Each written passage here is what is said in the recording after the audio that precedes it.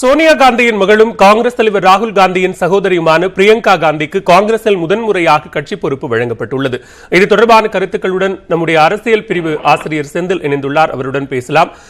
செந்தில், பிரியங்கா காந்திக்கு கட்சி பொறுப்பு திடீரென வழங்கப்பட்டிருக்கிறது. நெருங்கி வரக்கூடிய நாடாளுமன்ற தேர்தல் இதற்கு ஒரு முக்கிய காரணம் என்று பார்க்கலாமா? பிரியங்கா காந்தியினுடைய அரசியல் அணுகுமுறை எப்படியாக இருக்கும்? நிச்சயமாக பாலவேல், கடந்த நாடாளுமன்ற மக்களவைத் தேர்தலின் பொழுது பிரியங்கா காந்தி ஏதேனும் அரசியல் பொறுப்புகளுக்கு வரக்கூடும், காங்கிரஸ் கட்சியில் ஏதேனும் முக்கிய பொறுப்புகளை அவர் ஏற்கக்கூடும் என்பது போன்ற செய்திகள் வெளியாகி இருந்தன. ஆனால் அது தொடர்ச்சியாக அது நடைபெறாத நிலையில் தற்போது அவர் அகில இந்திய காங்கிரஸ் கமிட்டியினுடைய பொதுச் செயலாளராக நியமிக்கப்பட்டிருக்கிறார். உத்தரப்பிரதேச மாநிலத்தினுடைய கிழக்கு பிராந்தியத்தில் அவர் பொறுப்பெடுத்துக் கொள்வார். வர இருக்கக்கூடிய 2019 நாடாளுமன்ற மக்களவைத் தேர்தலுக்காகவே நிச்சயமாக இந்த நியமனம் நடைபெற்றிருக்கிறது. 2 பிரதான காரணிகள் தான் இதில் இருக்கின்றன. கடந்த முறை பாரதிய ஜனதா கட்சி தனிப்பெரும்பான்மையோடு ஆட்சி அமைத்தது. உத்தரப்பிரதேச மாநிலத்தில் அவர்கள் பெற்ற 72 நாடாளுமன்ற இடங்களை அவர்கள் வெற்றி பெற்றிருந்தார்கள் பாரதிய ஜனதா கட்சி.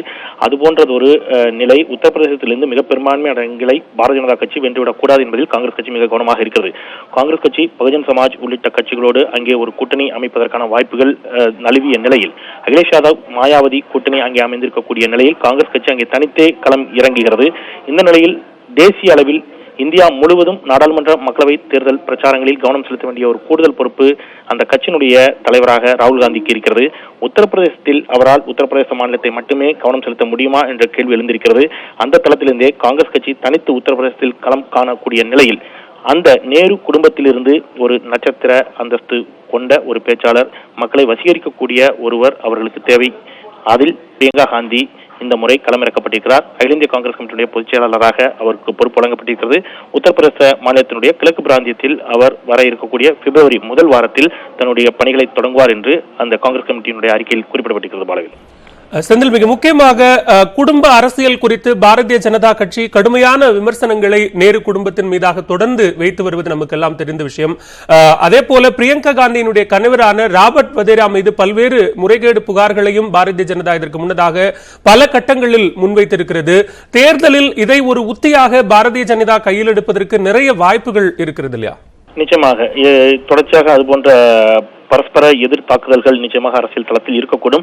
ஆயினும் காங்கிரஸ் கட்சியினுடைய பலவீனமாக பாரதிய ஜனதா கட்சி எதை குறிப்பிடுகிறதோ அதையே காங்கிரஸ் தன்னுடைய பலமாக பார்க்கிறது.